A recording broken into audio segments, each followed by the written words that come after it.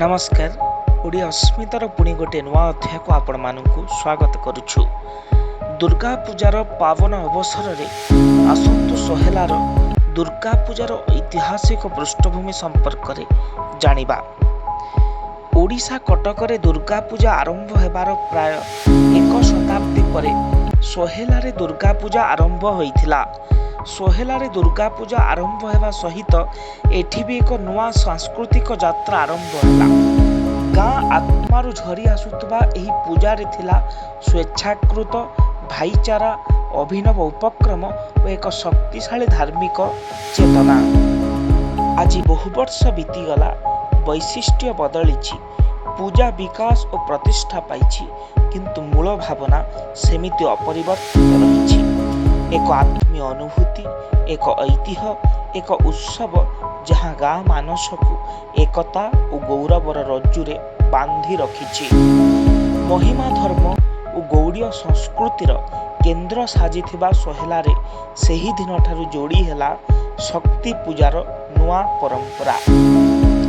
1982 मसीहा ब्रिटिश शासनर अंतिम पर्याय देश राजनैतिक चेतनारे उभा हेउथबा एक समय थिला। सेतेबेले सोहेला थानार अधिकारी भावे कार्यरत थिले भीम बाबू, जड़े धर्मपरायण व्यक्ति।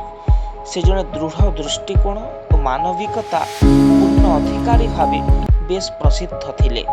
से ही प्रथमे दुर्गा पूजा सोहेला रे आरंभ करथिले, जेउटी आंचलिक भक्त मानकर एकतारे परिणत करिवा पई यह सुजोग सृष्टि करिथिला। थाना रे हेउथबा पूजारे थाना अंचलर 90 खंड मौजा सामिल करिवा पई प्रयास करिथिले।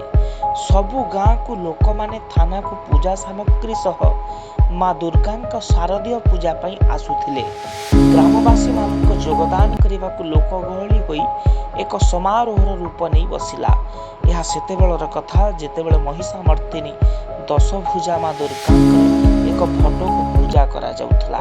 यह 2 वर्ष परे अर्थात 1944 मसीहारे सेतेबेलर थानाधिकारी हक पावेल थाना बाहरे सार्वजनीन दुर्गा पूजा कले अधिक मनोरम हेबो बोली ग्रामवासी मानक परामर्श देवा परे 1944 मसीहारे सोहेला हाटपदा बा दैनिक बजार प्रांगण रे सोहेला प्रथम होई सार्वजनीन दुर्गा पूजा महोत्सव रूप में पालन करने आरंभ कला और ग्रामवासी मानक मध्य आग्रह और उत्साह बेस वृद्धि पाइबारे लागिथिला। हाटपदारे दुर्गा पूजा हेबा वर्ष झिलिमिंडारू कुंभार मानक द्वारा निर्मित महिषामर्दिनी, लक्ष्मी और सरस्वती 3टी मृण्मय मूर्ति आनी पेंडाल तैयारी करी पूजा करा जाइथिला। साप्ताहिक बजार बसुथबा जोगु हाटपदारे दुर्गा पूजा पई बाधा सृष्टि हैला, जहा फल रे दुर्गा पूजार मेढ़ तत्कालीन मध्य इंग्राजी विद्यालय सम्मुखरे निर्माण हैला। एही वर्ष केवल महिषामर्दिनी रूप मूर्ति निर्माण करा जाइथिला एवं एही मूर्ति निर्माण होइथिला ग्रामर शिल्पी मानक हस्तकलारे। आधुनिक समय भली आडंबर और विद्युत व्यवस्था नथिले मध्य से सरलता और भक्तिमय परिवेश द्वारा उत्सवटी एक अत्यधिक आध्यात्मिक रूप नेउथिला। दुर्गा पूजा समय संचार बादक मानक गीत, वाद्य और अंगभंगी सेतेबेले को मुख्य आकर्षण केन्द्र थिला। ग्रामर गण्यमान्य व्यक्ति माने जेपरिक स्वर्गत वैष्णवचरण नायक, स्वर्गत युधिष्ठिर देवता, स्वर्गत गणपति देवता, स्वर्गत अंतर्जामी खाडंगा, स्वर्गत राजकुमार अग्रवाल प्रमुखों नेतृत्व और प्रेरणा रे उद्योक्ता माने आत्मबल और उत्साह अर्जन करी दुर्गा पूजा को साफल्य मंडित करि पारुथिले। एठाकार दुर्गा पूजा केवल एक धार्मिक आचार नुहे, यह गोटे जीवन धारा, गोटे श्रम और समर्पणर अभिव्यक्ति जहाँ सांस्कृतिक एकता और भाईचारा को दृढ़ करि पारिछि। सोहेला दशहरा एक सामूहिक उत्सव भाव में हिंदू और मुस्लिम उभय धर्मर लोकों को एकतार मनोभाव में अंशग्रहण करि पारिछि। एही परंपरा सहयोग और सांप्रदायिकता समताल रे एक जीवंत उदाहरण रूपे अविरत चली आसुची वर्ष वर्ष धरी। एही उत्सव देखाए जे धर्मर ଅର୍ଥ ବିଭେଦ ନୁହେଁ ବରଂ ଏକତା ଓ ମାନବତା। ମୁସଲିମ ଭାଇମାନେ ମଣ୍ଡପ ସାଜସଜ୍ଜା ଠାରୁ ବିସର୍ଜନ ଶୋଭାଯାତ୍ରା ପର୍ଯ୍ୟନ୍ତ ସମସ୍ତ କାର୍ଯ୍ୟକ୍ରମରେ ଭୂମିକା ନିଭାଇଥାନ୍ତି।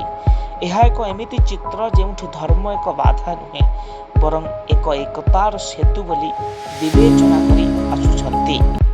ସୋହେଲା ଥାନା ଅଞ୍ଚଳର 90 ଖଣ୍ଡ ମୌଜାରୁ ପରତି ଗ୍ରାମରୁ ମାଙ୍କ ପୂଜା ପାଇଁ ଏକ କୁଟା ଚାଉଳ ଓ ଏକ ବୋଦା ଆଣୁଥିଲେ। 1951-52 ମସିହାରେ ଏମି ସ୍କୁଲ ପ୍ରାଙ୍ଗଣ ବଦଳରେ ହଟଲିଠାରେ ମେଢ଼ ପ୍ରସ୍ତୁତି କରାଯାଇଥିଲା, ଯେଉଁଠାରେ କାଳାନୁକାଳୀନ ପରମ୍ପରାରେ ଆସ୍ଥାନ ପାଇଥିବା ବଳି ପ୍ରଥାର ପ୍ରସ୍ଥାନ ହେଲା। ସବୁଦିନ ପାଇଁ ସୋହେଲା ଦୁର୍ଗା ପୂଜାରେ ବୋଦା ବଳି ଏହି ବର୍ଷଠାରୁ ବନ୍ଦ ହେଲା। ସେହି ସମୟରେ ଡୋରା ବାବୁ ଦୁର୍ଗା ପୂଜା କମିଟିର ସଭାପତି ଦାୟିତ୍ୱ ତୁଲାଉଥିଲେ। ହଟଲିରେ ଦୈନିକ ବଜାର ବସୁଥିବା ଅସୁବିଧାକୁ ଉପଲବ୍ଧି କରି ପୁଣି ମଧ୍ୟ ଇଂରାଜୀ ବିଦ୍ୟାଳୟକୁ ସ୍ଥାନାନ୍ତରିତ ହେଲା।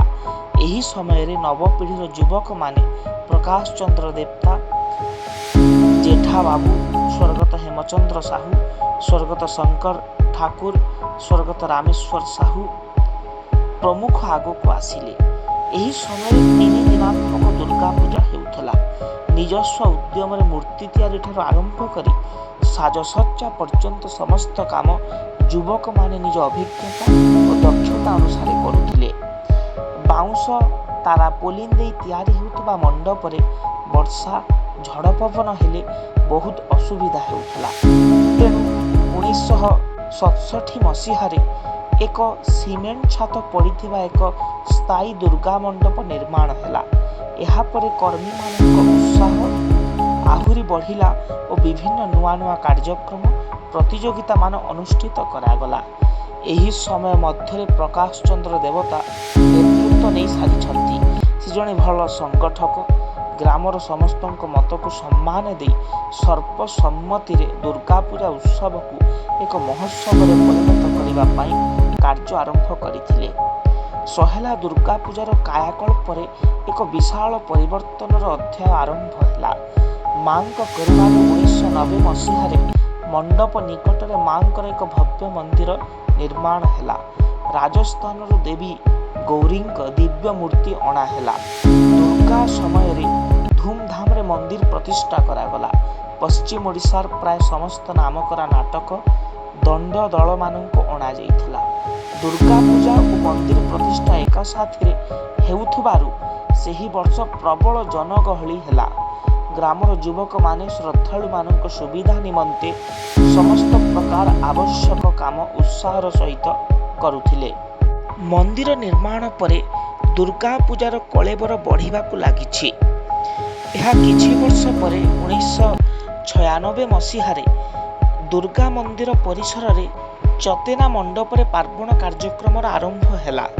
ପାର୍ବଣ କାର୍ଯ୍ୟକ୍ରମରେ ରାଜ୍ୟସ୍ତରୀୟ ଓ ଜାତୀୟ ସ୍ତରୀୟ ସାଂସ୍କୃତିକ ଦଳମାନଙ୍କୁ ଅଣାଗଲା ଓ ପାର୍ବଣ ଅନୁଷ୍ଠିତ କରିବା ପାଇଁ ଦୁର୍ଗା ମନ୍ଦିର ସମ୍ମୁଖରେ ଏକ ଚେତନା ମଣ୍ଡପର ନିର୍ମାଣ ହେଲା, ଯାହା ଅନ୍ୟ ସମୟରେ ଗ୍ରାମର କିମ୍ବା ଅନ୍ୟ ଯେକୌଣସି ସାମାଜିକ କାର୍ଯ୍ୟରେ ବ୍ୟବହୃତ ହୋଇ ଆସୁଅଛି।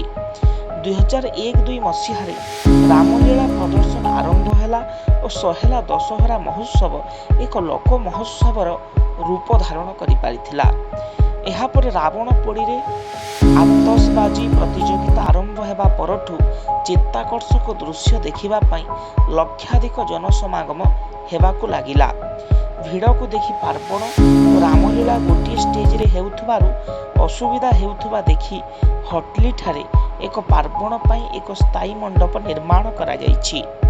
ବର୍ତ୍ତମାନ ସୋହେଲା ଦଶହରା ମହୋତ୍ସବରେ ରାବଣ ଦରବାର, ପାର୍ବଣ, ରାମଲୀଳା ପାଇଁ 3ଟି ଅଲଗା ଅଲଗା ମଣ୍ଡପ ତିଆରି ହେଉଛି। ସାଂସ୍କୃତିକ ଲୋକନୃତ୍ୟ କାର୍ଯ୍ୟକ୍ରମ ସହ ତାଳ ଦେଇ ପ୍ରତିଯୋଗିତାରେ ମଧ୍ୟ ଅଭିବୃଦ୍ଧି ହେଲା। ବର୍ତ୍ତମାନ ରଶିଟଣା, ମ୍ୟାଜିକ୍ ଚେୟାର, ହୁଲହୁଳି, ଖାଦ୍ୟମେଳା, ଝୋଟି ପ୍ରତିଯୋଗିତା, ଝିଲୋଲାଇ, ସାଇକେଲ ରେସ୍ ଆଦି ଛୋଟରୁ ବଡ଼ ପର୍ଯ୍ୟନ୍ତ ସମସ୍ତଙ୍କ ପାଇଁ ବହୁତ ପ୍ରକାର ପ୍ରତିଯୋଗିତା ଆୟୋଜନ କରୁଛି, ଯାହା ଦଶହରାକୁ ଆହୁରି ଅଧିକ ଭବ୍ୟ କରିପାରିଛି।